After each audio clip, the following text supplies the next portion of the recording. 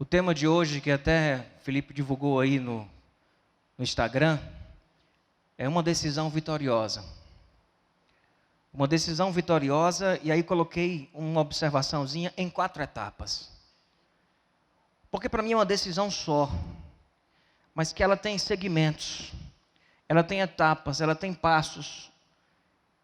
E não adianta, e você vai entender no caminho do que a gente vai conversar aqui, são 4 etapas, você fazer só uma, só 2, só 3, ou só a 4, sozinha. É importante essas 4 etapas, esses 4 segmentos de uma decisão. Estou chamando de decisão porque é uma postura, é uma atitude, que vai conduzir de forma segura você a um caminho de vitória.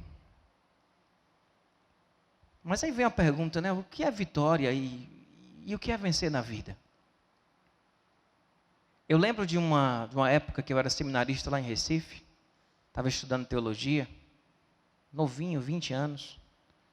E eu visitei uma igreja lá, uma igreja bem estruturada, uma igreja com muitos recursos. E teve um jovem que encostou em mim, eu disse, e aí, você está fazendo por quê por aqui e tal? Eu disse, não, eu sou seminarista, eu estudo no seminário aqui do lado. Aí o cara olhou para mim assim, eu disse, não conseguiu vencer na vida, vai ser pastor. Isso o cara da igreja, né? Eu olhei para ele assim, eu disse, bicho, depende do que tu entende de vencer na vida. Se vencer na vida significa ganhar muito dinheiro, o caminho que eu estou trilhando de ministério, no segmento de evangelho que eu estou seguindo, isso daí não vai acontecer, não. Agora, se vencer na vida significa outras coisas, eu digo para você que sim, eu posso ter um caminho de muita vitória. E aí morreu a conversa, porque não tinha o que falar para ele. Eu ia dizer o que para ele? Estou trazendo isso para dizer assim, o que significa vencer na vida e qual o caminho nós devemos trilhar para obtermos de fato a vitória. E aí eu vou para um testemunho de um vitorioso. Que nessa hora a gente pega o vitorioso para dar o testemunho. E o vitorioso é Paulo. E estou querendo pegar um testemunho de Paulo, que não seja Paulo no começo do ministério dele, quando ele está ainda ali com algumas coisas mais românticas, com algumas visões talvez mais fortes, mais incisivas, de matemáticas da fé. Quero pegar Paulo de uma carta da prisão. Paulo já, no final do seu ministério. Paulo preso, perto já de ser morto. Eu dizer, pastor, peraí, você vai dar um testemunho do vitorioso e esse cara está preso e vão matar ele? Tipo, que vitória é essa? Isso é para você já ir pensando no que é que nós estamos falando de vitória.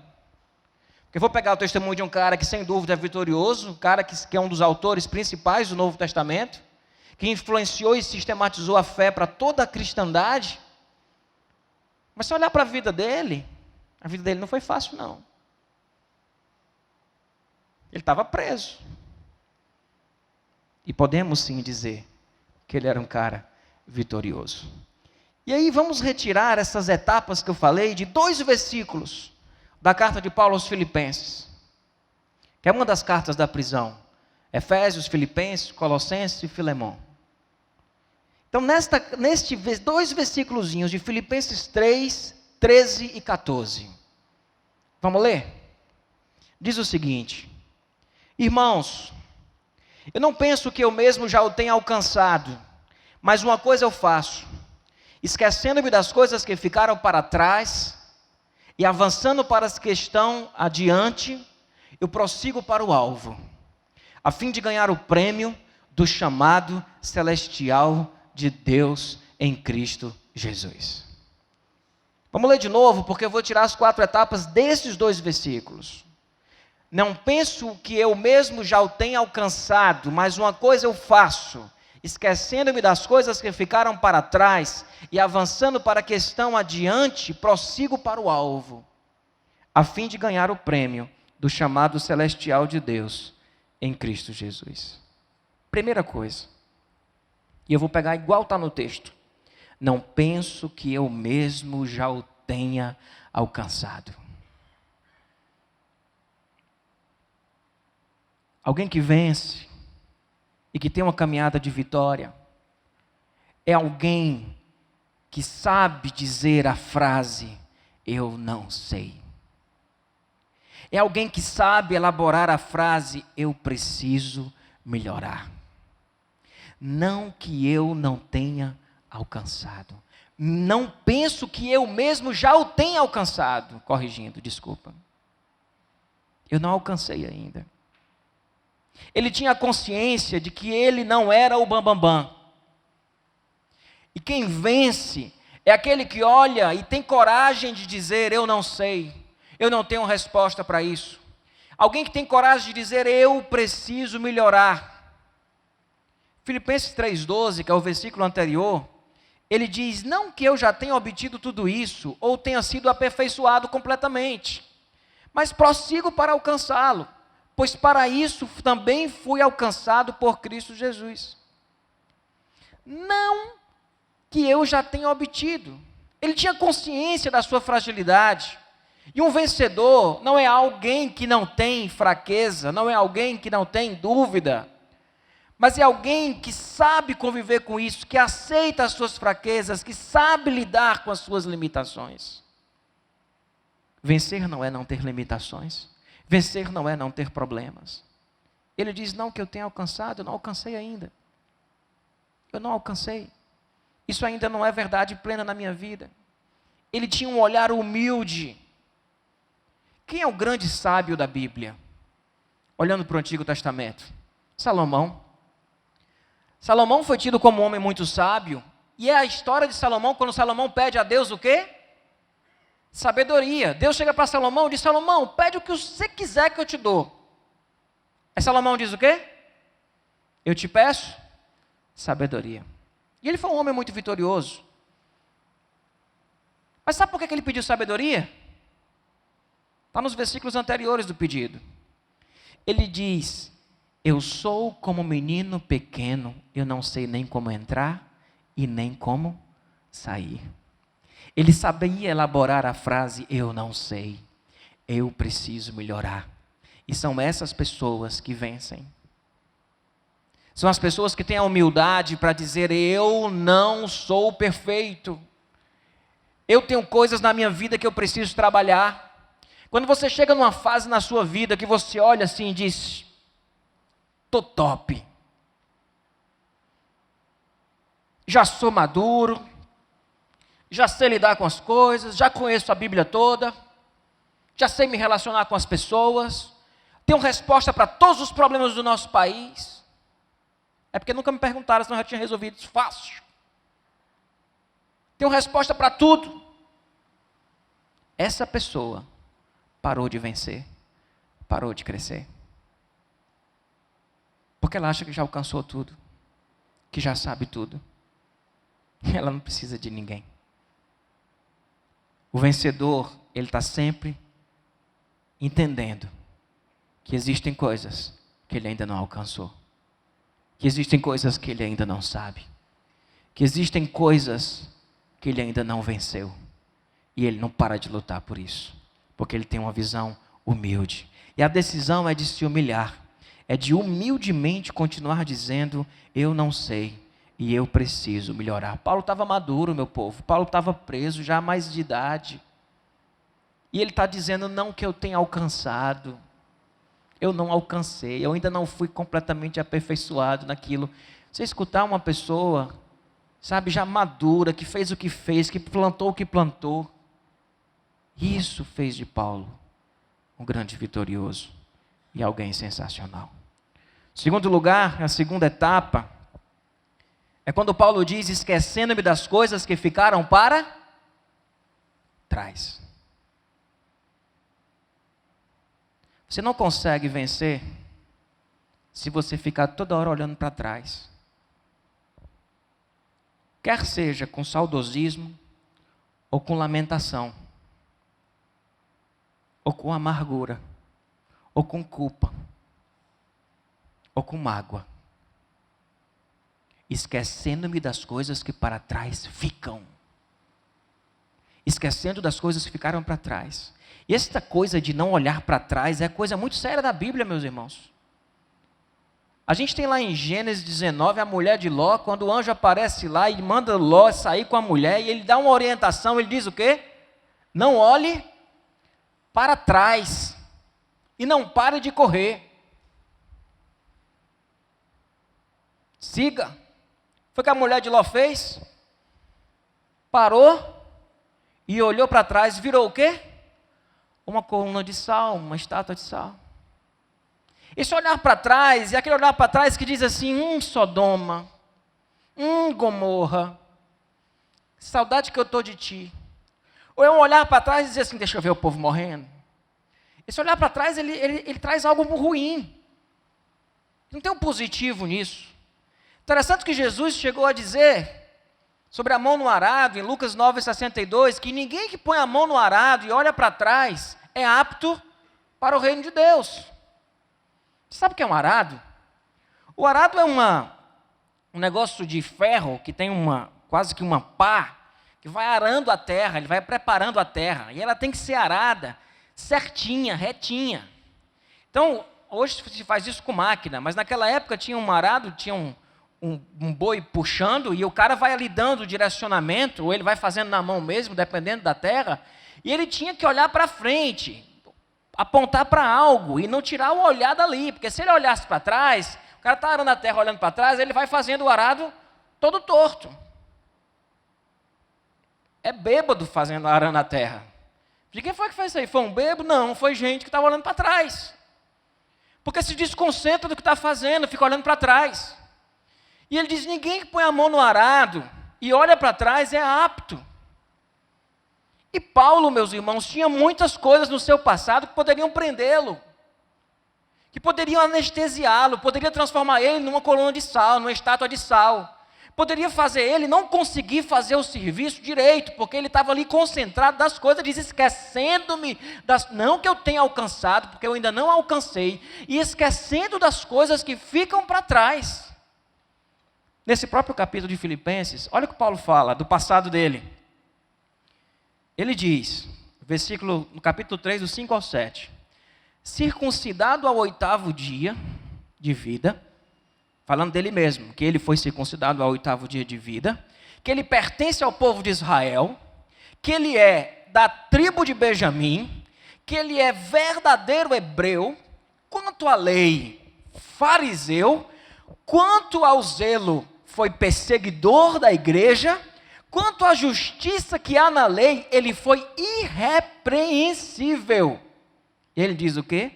Mas o que para mim era lucro, passei a considerar perda por causa de Cristo. E mais à frente ele diz, esquecendo-me das coisas que ficaram para trás. Que coisas? Que coisas Paulo deixou para trás? Que talvez você precise deixar para trás. Primeiramente, reconhecer que você precisa ainda ter muito a aprender, muito a crescer. Mas quais são as coisas que você precisa deixar para trás? Vamos olhar nesse texto? Porque esse texto diz o seguinte, circuncidado no 8º dia de vida, pertencente ao povo de Israel, à tribo de Benjamim, verdadeiro hebreu. Quanto à lei, ele era o quê? Ele era um fariseu. Nós precisamos esquecer daquelas coisas que geraram títulos e lugares de honra. Paulo precisava esquecer disso. Para ele continuar seguindo o que Deus tinha para ele, ele precisava abrir mão dos lugares de honra, de ser um judeuzão, de ser um hebreuzão, de ser um fariseuzão, de ser uma pessoa que foi tudo certinho na vida dele. Quanto à lei, ele era fariseu. Precisamos também olhar e esquecer daquelas coisas que ficaram para trás, que nos geram culpa. Porque Paulo diz o que aqui? Quanto ao zelo, ele era o quê? Perseguidor da...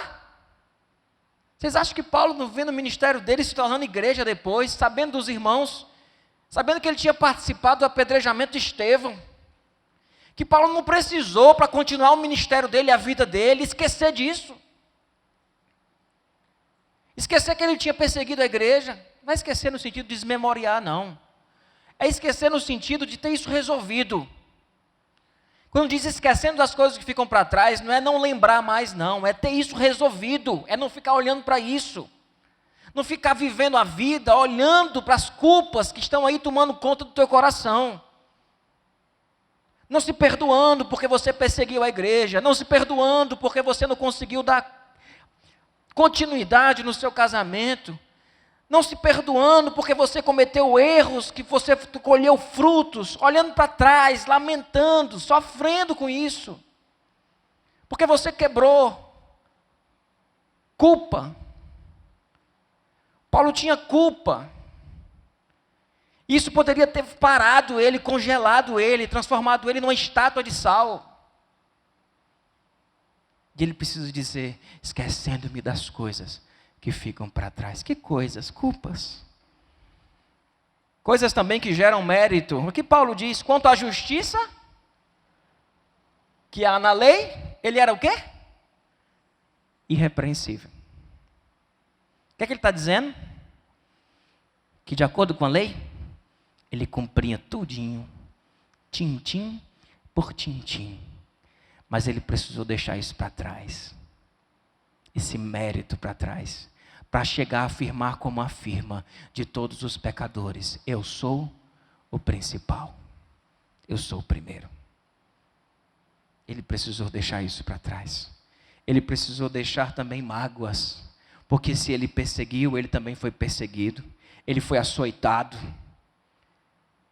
Ele foi alvo de desconfiança. Quando ele chega na igreja e ninguém acredita que ele era quem ele estava dizendo que ele era. Talvez ele tenha tido que perdoar aquele irmão que não acreditou nele. Vocês percebem, meus irmãos, como isso são coisas do nosso passado que acabam com a vida da gente? E Paulo precisava esquecer dessas coisas para continuar seguindo. Era uma decisão. A decisão parecida com a de Jeremias, quando diz, guardarei na minha memória aquilo que me traz esperança. Uma decisão de dizer, eu vou me esquecer das coisas que ficaram para trás. Quais coisas? Passa o próximo slide aí. Títulos, culpas, mérito, mágoa. Lugares de destaque que você teve. Coisas que você pode ter tido na sua vida. Culpas, mágoas. E dessas tudinho aí, culpa e mágoa, são os campeões na destruição de uma vida vitoriosa. E o Evangelho traz resposta, através do perdão, para a culpa e para a mágoa. Enquanto você não se livrar da sua culpa e da sua mágoa, você está como uma estátua de sal querendo se mexer e não consegue seguir. Preciso clamar ao Senhor por esse milagre. Porque para mim, perdoar alguém é mais do que uma decisão. É um milagre muitas vezes. Ah, você não perdoou? Por que você não perdoou? Decida perdoar. Conversa, rapaz. Não é assim não. Seu coração é assim? Você decide perdoar e perdoa? Isso é uma obra de Deus. Isso é um milagre que Deus faz no coração da gente. Mas enquanto a gente não perdoa, enquanto a gente não toma essa decisão, pelo menos de buscar esse perdão, de se livrar desta mágoa, de receber este perdão e se livrar dessa culpa, a gente não consegue vencer na vida. A gente ficará na terra torta, a gente fica se transformando em estátua de sal e não consegue seguir a nossa caminhada. Entendem, irmãos? Isso parece simples, né? Mas isso é tão complicado. Isso é tão difícil. Mas Deus é mais para operar com poder e graça, nos dando a condição de sermos maduros como Paulo, que diz, não alcancei ainda tudo, tenho muito a melhorar e tem muita coisa que eu não sei, mas uma coisa eu faço, esquecendo-me das coisas que ficaram para trás. E talvez hoje seja um dia de você decidir buscar esquecer das coisas que ficaram para trás.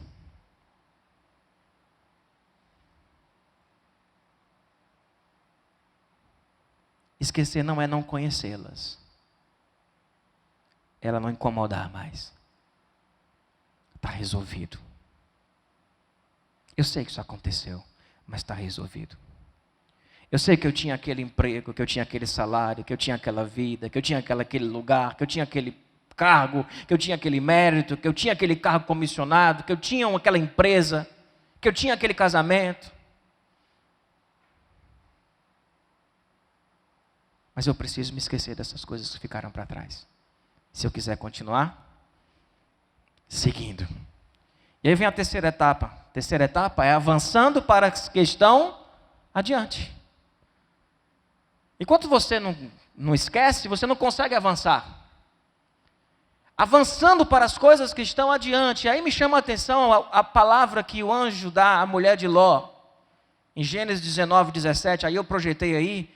Não olhe para trás e não pare em lugar nenhum da planície. Está dizendo o quê? Avance.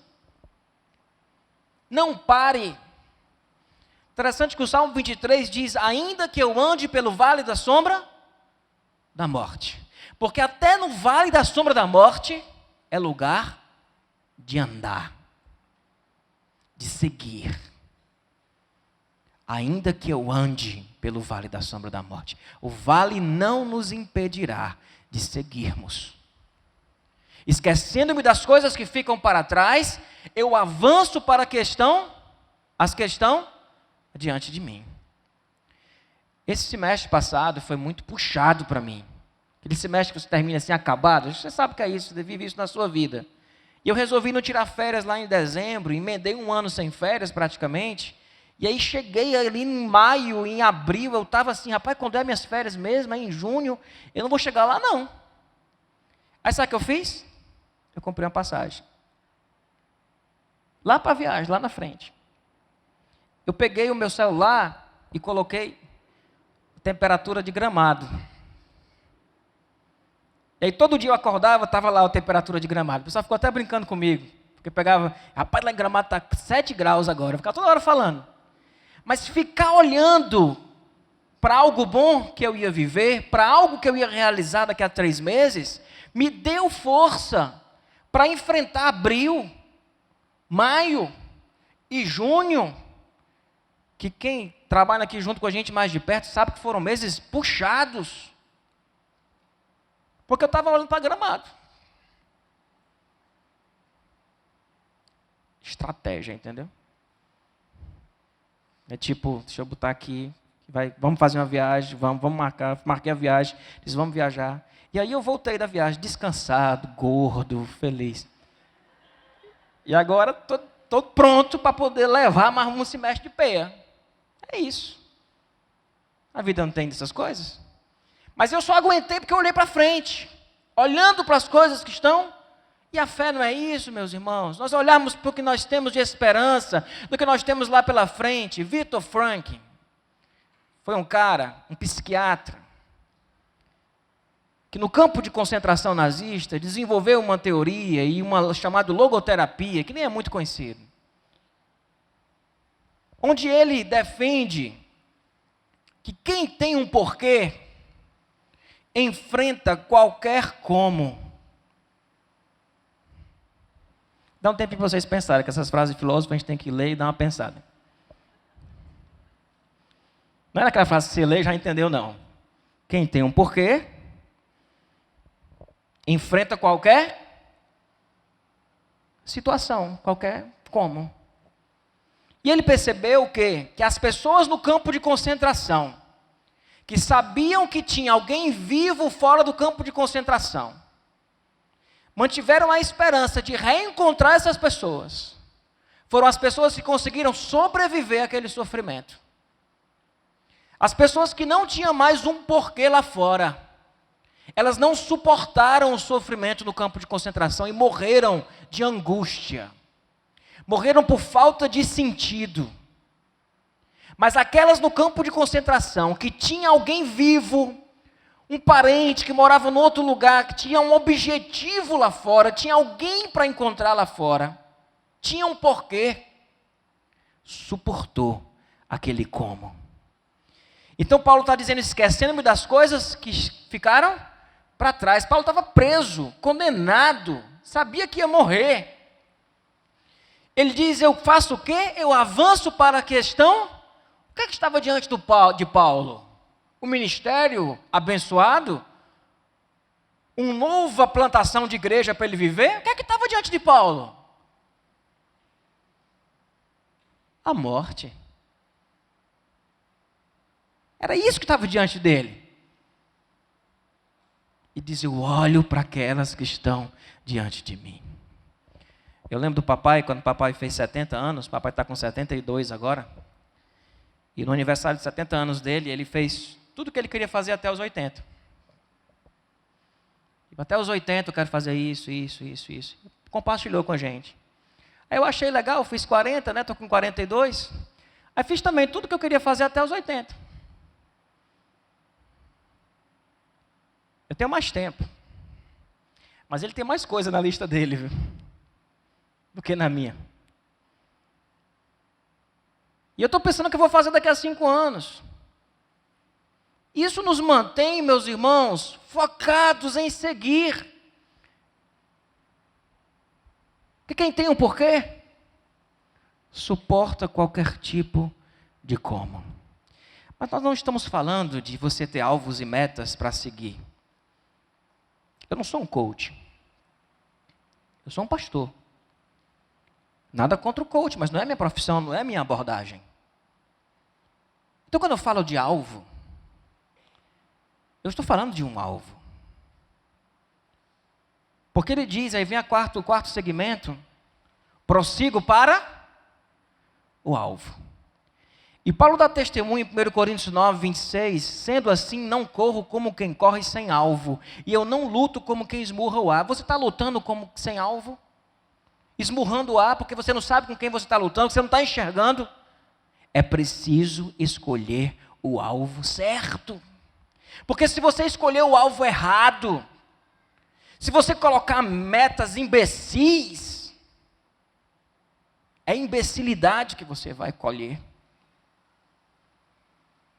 Se o seu alvo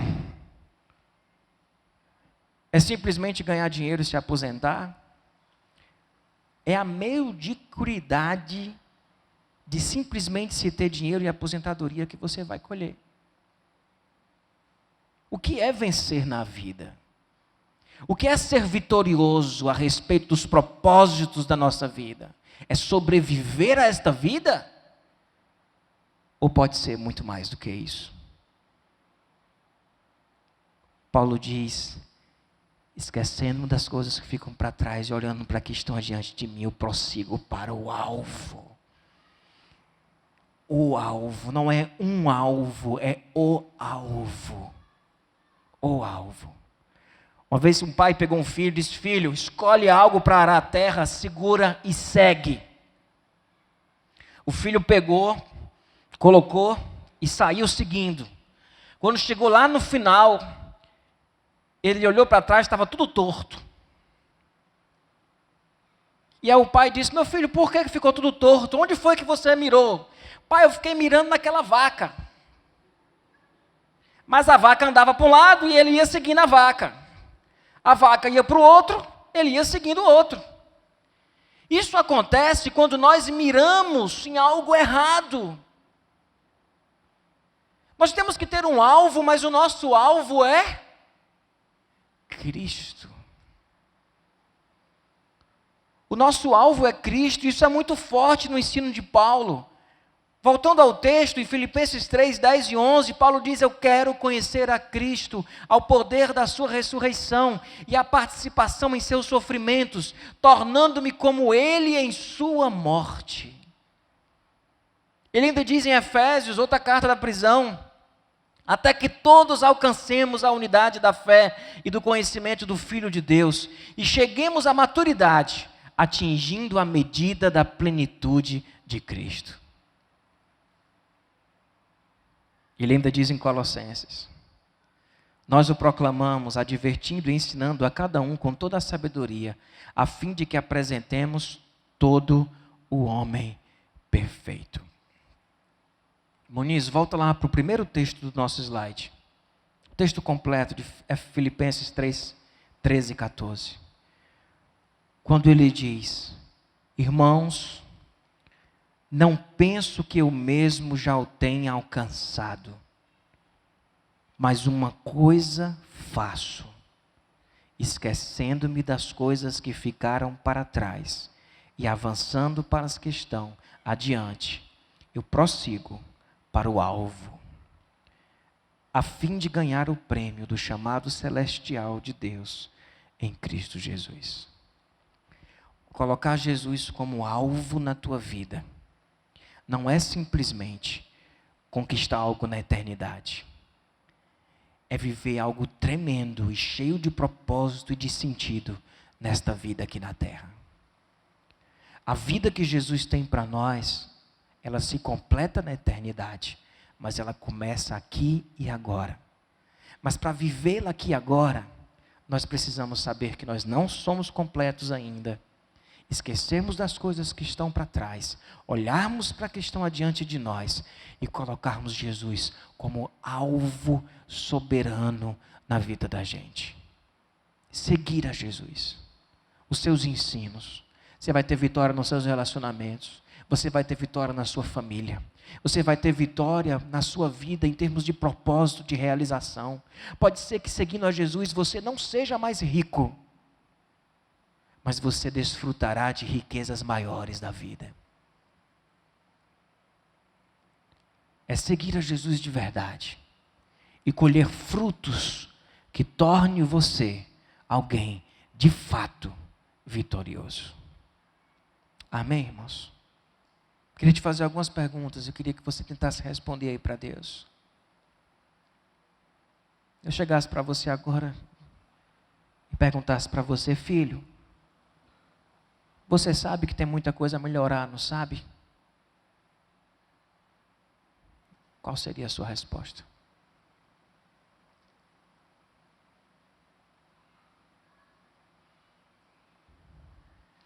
Deus chegasse para você agora e dissesse: filho, quais são as coisas que você está precisando esquecer?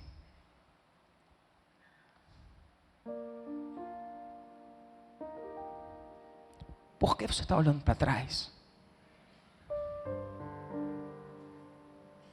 Aí diz para o pai agora. Diz: Deus, pai, eu não consigo esquecer isso.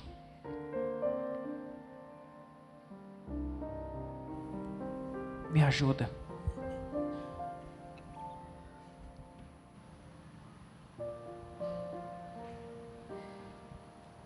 E se Deus te pergunta: filho, quais são as coisas que estão à tua frente? O que é que você enxerga?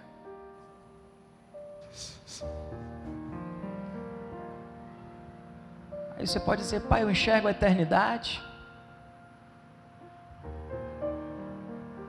Ele vai dizer: que bom, filho. Mas o que mais você enxerga?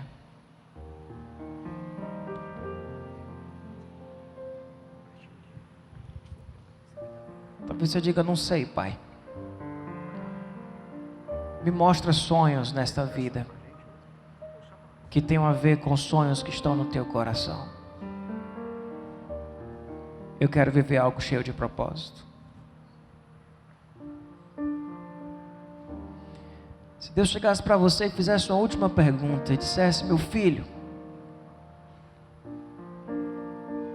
qual o teu alvo?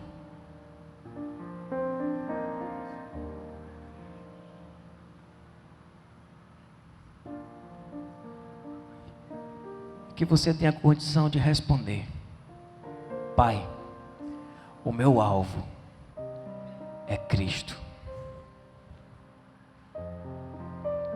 E esquecendo das coisas que ficam para trás e avançando para aquelas que estão adiante de mim, eu prossigo para o alvo. Senhor, produz esta vitória em nossas vidas que só o Senhor pode produzir.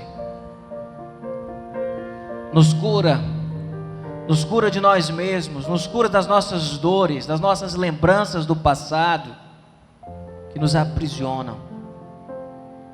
Que nós possamos esquecer, Senhor, das coisas que ficaram para trás. Senhor, nos dá projetos, nos dá sonhos, para olharmos para esses sonhos e suportarmos qualquer tipo de como.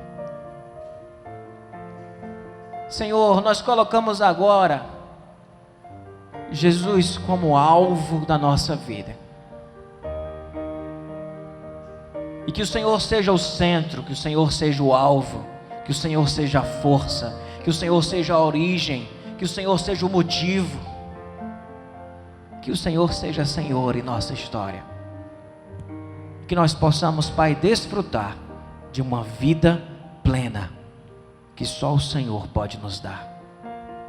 Louvado seja o Teu nome, e muito obrigado por esta noite. Recebe este louvor como grito da nossa alma, que declaramos que o Senhor é alvo da nossa história.